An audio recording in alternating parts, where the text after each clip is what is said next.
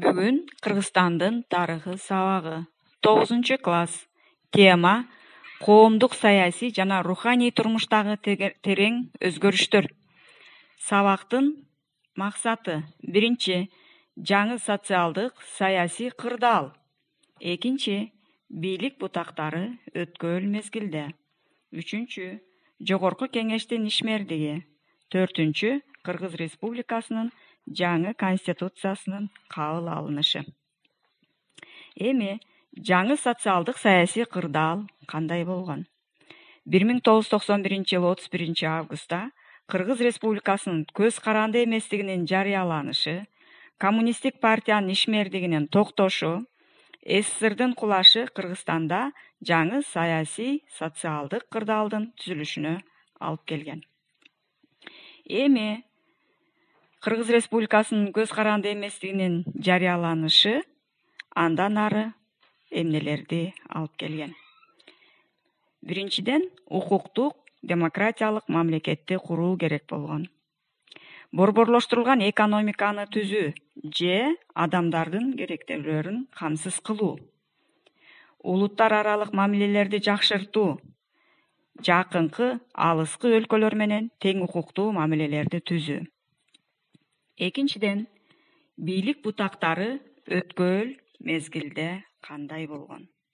Мында демократиялык саясий системанын белгиси болгон бийликтин 3 бутагы түзүлгөн.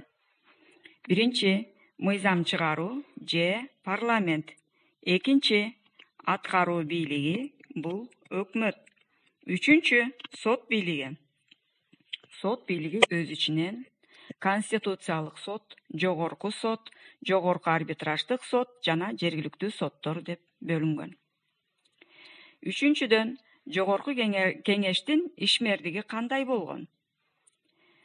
Жогорку кеңеш 256 мыйзам чыгарып, 708 токтомдорду кабыл алган. Бирок бул жогорку кеңеш 1994-жылы сентябрь айында жикке бөлүнүп, өз ишин токтотууга туура келген. Кыргыз Республикасынын жаңы конституциясынын кабыл алынышы кандай жүрдү? 1990-жылдын аягында жаңы конституциянын долбоорун иштеп чыгуу боюнча Кыргыз Республикасынын президенти Аскар Акаев башында турган конституциялык комиссия түзүлгөн. Конституциянын долбоору 1992-жылдын аягында жогорку кеңеште талкууланып, басма сөзгө жарыяланып, элдик талкуудан өткөндөн кийин гана 1993-жылы 5-майда кабыл алынган. Конституцияда ар бир жаран жакшы эмгек шартына, жанаанын корголушуна, билим алууга, ден соолугун сактоого жана башкаларга укуктуу болгон. Балдар, ушулардын баардыгын угуу менен бирге силер төмөндөгү тесттерди аткарганга туура келет. Бул тапшырмаларды туура аткарыш үчүн силер үйдөн китебиңердин 244 бетинен 251 бетине чейин жазылган жогорку теманы окуу менен тесттерге жооп беришиңер керек. Биринчи тесттин суроосу: Кыргыз Республикасында мыйзам чыгаруу бийлиги кайсы органга таандык? А. Өкмөткө, Б. Жогорку кеңешке, В. Шаардык башкарууга. Экинчи, мамлекеттик бюджеттин аткарылышы үчүн жоопкерчиликтүү орган. А. Жогорку кеңеш, Б. Президент, В. Өкмөт. Үчүнчү, Кыргыз Республикасынын мамлекет башчысы болуп ким эсептелет? А. Премьер-министр, Б. Президент, В. Мамлекеттик катчы.